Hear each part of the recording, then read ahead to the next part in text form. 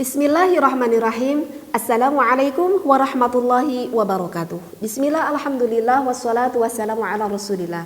Mari kita lanjutkan kembali pengkajian kitab Fathul Izar untuk yang keduanya ya. Bismillahirrahmanirrahim. Fahadhihi kurasatun saghirun. Ini adalah buku yang kecil. Hajmuha yang juga kecil bentuknya, latifun syakluha dan juga kecil formatnya. Jalilun qadruha tetapi agung pangkatnya. Azimun naf'uha yang besar sekali manfaatnya. Tashtamilu yang mencakup ala fawaida muhimmatin tata'allaku bi ba'di malin nikahi. Yang mencakup tentang beberapa faidah yang penting yang berhubungan dengan sebagian apa yang ada di dalam nikah. Minal harsi dari jima'. Wa asrari awqatihi wa tadbirihi dan juga cara serta rahasia dan juga waktunya melakukan jima'. Wa ma li hilqatil abkari minal ajaibi wal asrari dan juga akan menerangkan sebagian dari sifat keperawanan dan juga nanti ada rahasia waktu kita melakukan jima'. Jama'atuha wal taqattuha wa naqaltuha, aku kumpulkan dan aku tukil semua keterangannya ini min fuhulil ulama'i, dari para pembesar ulama, warrijali dan orang-orang yang mulia.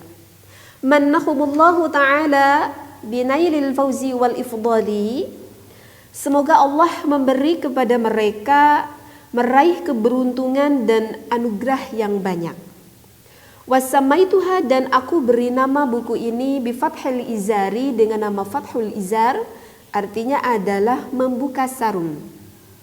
Fi kashfil asraril awqatil harsi, dalam menyingkap beberapa rahasia waktu kita melakukan jima'. Wa hilqatil abkari dan penciptaan perawan.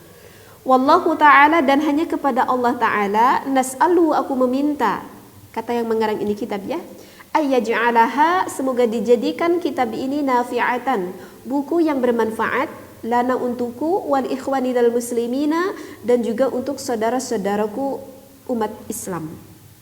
Wa yaj'alaha dan dijadikannya kitab ini dakhiratan lana sebagai simpanan yang baik untukku, wali walidina dan juga kedua orang tuaku, yauma la yanfa'u malun wala banunun, di mana pada hari itu tidaklah berguna harta dan juga anak. Illa man atallahu biqalbin salimin, kecuali orang-orang yang datang kepada Allah dengan hati yang bersih, yang selamat gitu ya. Min afatil qalbi, dari segala penyakit hati, wasu'idz dzununi dan juga buruk berprasangka kepada Allah. Nah, mungkin itu kitab yang saya baca ya, lughawinya, maka akan saya sedikit diterangkan apa yang sudah saya baca barusan. Fahadhihi kurasatun saghirun. Kata yang mengarang ini kitab, siapakah yang mengarang ini kitab? Yang mengarang ini kitab ini adalah ulama dari Pasuruan ya. Jadi yang mengarang ini kitab itu asli ulama dari Indonesia, yaitu karangan oleh Kiai Haji Abdullah Fauzi. Menurut beliau ini merupakan kurasah yang kecil ya, buku ataupun kitab yang sangat kecil sekali. Bisa kita lihat ini kecil sekali ya, bahkan cuman hanya ada sampai 16 halaman saja. Tetapi jangan dikira walaupun ini kitab yang kecil ataupun buku yang kecil, tetapi ini azimun naf'uha, tetapi ini besar sekali manfaatnya bagi kita, terutama bagi suami istri yang sudah melakukan menikah gitu ya. Ya jelas ya, suami istri sudah menikah. Kenapa? Karena kitab ini nanti tashtamilu akan lebih spesifik membahas minal harsi, dari dari jima'. Kalau yang nggak ngerti jima' itu apa ya? Arti dari jima' itu adalah berhubungan intim.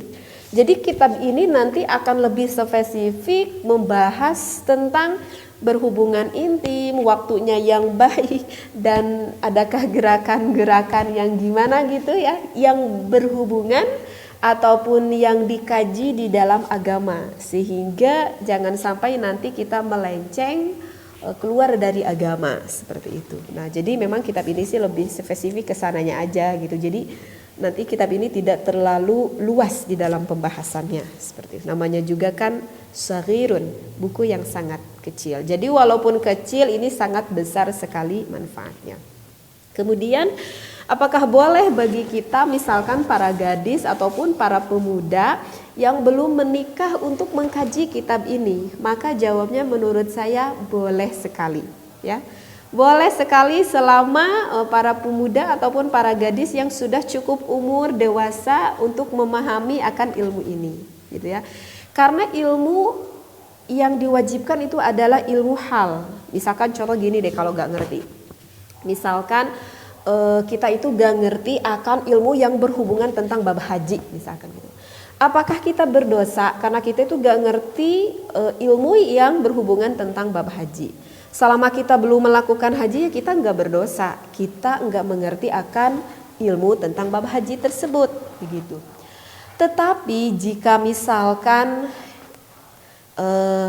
kita akan berangkat melakukan ibadah haji, tentu kan kita melakukan ibadah hajinya itu harus sesuai dengan ilmu yang telah ditentukan oleh Allah dan juga Rasulullah SAW. Kan nggak mungkin juga kita berangkat haji, kita di pesawat terbang baru kita mengkaji akan ilmu yang berhubungan tentang bab haji. Ya berarti kan kita sebelum kita melakukan haji beberapa bulan sebelumnya mungkin lah gitu, ataupun tahun sebelumnya kita lebih memperdalam ilmu tentang bab haji tersebut. Agar apa? Agar nanti kita berangkat kita udah siap ilmunya seperti itu. Jadi untuk para pemuda, untuk para gadis boleh kita mengkaji ini selama dia sudah dewasa untuk memahami ilmu ini, ya baik-baik saja menurut saya. Agar nanti ketika para pemuda dan gadis tersebut menikah dia tuh udah siap. Udah siap apanya? Udah siap ilmunya dong, yang sesuai yang ditentukan oleh agama Islam seperti itu. Jadi pembahasan yang sekarang saya kaji ini belum ke pembahasan inti ya. Jadi masih muqaddimah yang dikatakannya. Jadi masih muqaddimah. Jadi nanti di dalam kitab ini akan diterangkan rahasia keperawanan seperti gimana. Kemudian ada waktu yang baik kita melakukan berhubungan suami istri itu, ada waktunya enggak? Ada, nanti diterangkan. Terus ada beberapa posisi yang baik dan juga yang kurang dianjurkan seperti itu. Jadi ini lebih spesifik sih ke berhubungan intim ya di dalam kitab ini. Seperti itu ya. Nah, menurut pengarang ini kitab beliau berdoa kepada Allah dan juga mendoakan kita. Pak Kiai ini mengharapkan nas'alu ayyaj'alaha nafi'atan, semoga menjadikan kitab ini bermanfaat untuk beliau sebagai pengarang kitab dan juga dipersembahkan faidahnya ini juga untuk kedua orang tuanya dan wali ikhwaninal muslimina dan juga untuk seluruh orang muslim. Berarti kita juga didoakan oleh beliau yang mengarang ini kitab. Amin ya Allah ya rabbal alamin. Mudah-mudahan dengan berkahnya kita mengkaji kitab ini, kita tersyafaati oleh beliau ya yang sebagai pengarang ini kitab seperti itu. Yang mana kita itu yauman la yanfa'u malun wala banunun, yang mana tidak akan ada kemanfaatan baik harta, baik anak sekalipun. Kapan tidak akan ada manfaat harta dan anak sekalipun? Yaitu ya jelas itu yaumul qiyamah, yaitu pada hari kiamat. Kecuali ilaman atallahu biqalbin salimin, kecuali orang-orang yang hatinya bersih, yang hatinya selamat gitu ya, yang min afatil qalbi wasu'idzununi, yang jauh dari segala penyakit hati dan juga jauh dari berprasangka buruk kepada Allah. Na'udzubillah summa na'udzubillahi min dzalik. Mudah-mudahan kita yang selalu biqalbin salimin, yang selalu dibersihkan hati kita oleh Allah Subhanahu wa taala. Nah, jadi untuk video kedua juga ini mungkin masih di dalam tahap muqaddimah. Insyaallah untuk pengkajian yang selanjutnya mungkin untuk video yang ketiga, maka nanti di sana langsung akan ke pembahasan intinya. Wallahu a'lam wa billahi taufiq wal hidayah. Wassalamualaikum warahmatullahi wabarakatuh.